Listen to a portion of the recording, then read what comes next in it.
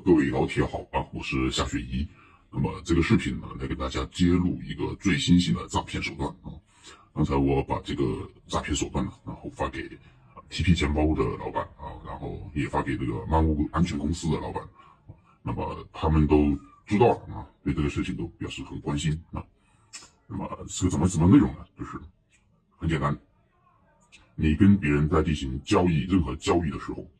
他会发你一个这个二维码收款码啊，他让你扫码转账给他啊。当你实际扫码以后，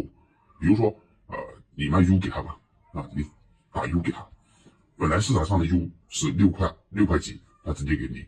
7块啊，高额给你。他说你转一笔小的过来试一下地址有没有正确，好，那你就扫码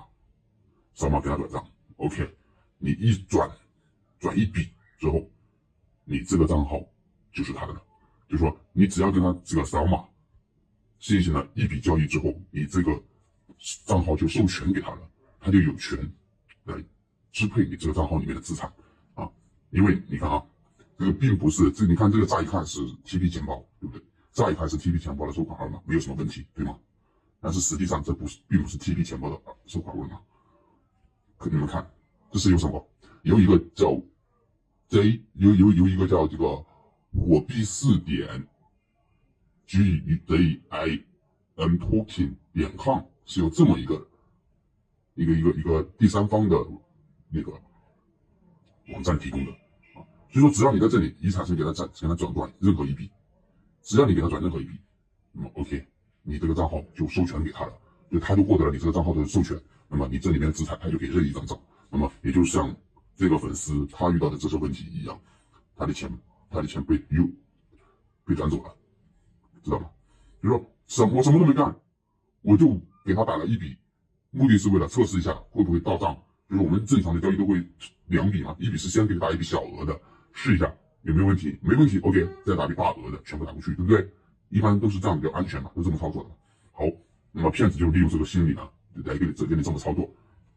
你只要给他转一笔小额的，通过这个方法转一笔小额的，那么你这个资产里面剩下的那些大额的，不用你转，他就可以直接他那边就可以直接操作帮你转走了，明白吗？那么你看扫码就被这个转走了。这个哥们儿他是一开始都不知道，一个上午都不知道这钱怎么没掉的啊，这是骗子的地址啊，一开始都不知道怎么泄露的，但是他私钥没有泄露，他一开始以为自己的私钥是自己泄露了私钥。后来他慢慢追溯，在我们的很多次电话之后，他才确定的原因是被这个，你看被这个骗子，你看啊，这是他们整个交易的过程啊，你可以慢慢的暂停的，一点一点的看，是吧？那一次的引诱你要扫码啊，一次的引诱必须要扫二维码给他转账啊，然后不要搞错，看到没有？那么这种新型诈骗的手段呢，它不仅可以利用在这个场外交易或者说是任何交易啊，很多地方它都可以用到啊，比如场外是最常见的，场外他就说我以比市场价更高的价格收你的 U， 收你的币，你说你动不动心？你肯定动心嘛，对不对？你看，对吧？然后他骗成功之后，他还要有引诱你继续给他交易，就是引诱你继续往这个钱包里面打钱啊，这个骗子他引诱你继续往这个钱包里面打钱，然后他好继续重新把你的钱给全部转走啊。那么